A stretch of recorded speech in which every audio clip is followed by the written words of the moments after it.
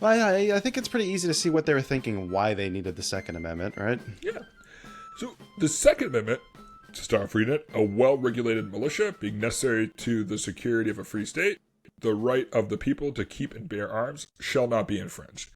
I don't think I'm being, Kyle, yell at me for this. I don't think I'm Mm-hmm. being obtuse to say this is the most controversial amendment today.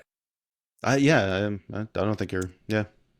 First off, the idea, and we're going to talk about this in the context of 1791. We're not going to talk about this in the context of today, right? Um, Basically, and we talked about this under all the previous presidents, is that there was this fear of standing armies. Yeah. The U.S. did not like the idea of standing armies.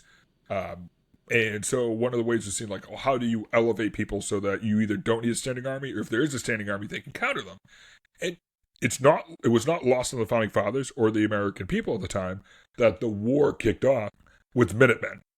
That it was armed citizens stopping the raiding of military material in Lexington and Concord, Massachusetts. Like, that is instoned in their mind.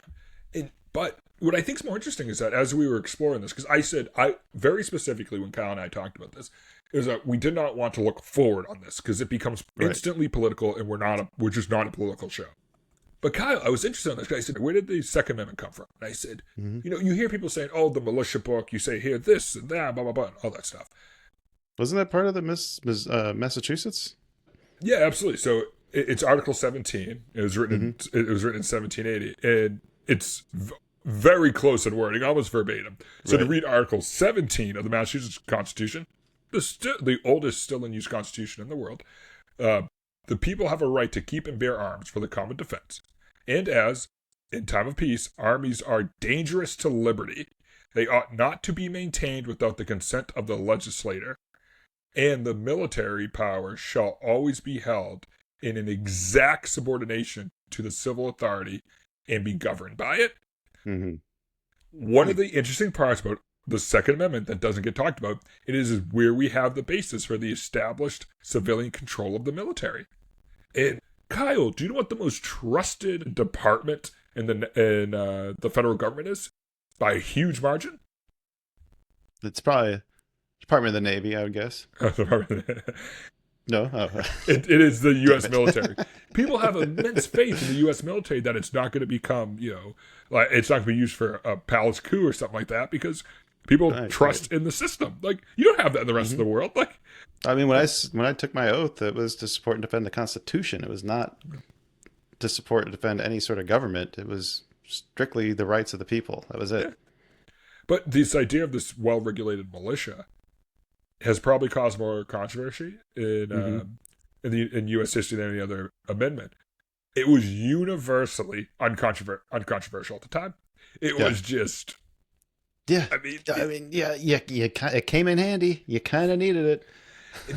Specifically, where you could reference it and why it ties. All the amendments tie together. So the Second Amendment is literally a bridge between the First and Third Amendment. So in the English Bill of Rights of 1689, which we referenced earlier, it declared that Protestant subjects could have arms for their defense as allowed by law.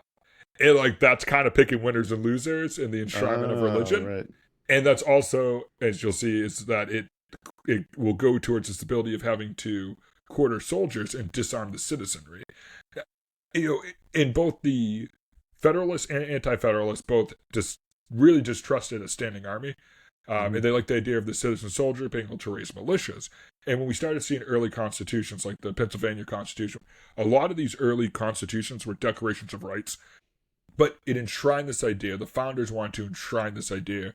And this actually comes from the Virginia's Ratifying Convention of 1788. They were the ones that used that term. The people have the right to keep and bear arms, even in peacetime, is this idea that you have the right to self-defense. That is really what it comes down to. And how that's been, again, not what we discuss here, but I think it's important that as we talk about the Second Amendment's evolution over time, we start with what were the Founding Fathers thinking when they put it together. And they were thinking of, they don't like standing armies. They like the idea of a militia to counteract the government, combined with the idea that everybody has a right to self-defense. You'll see the Second Amendment sometimes get reduced down to, it was meant for X.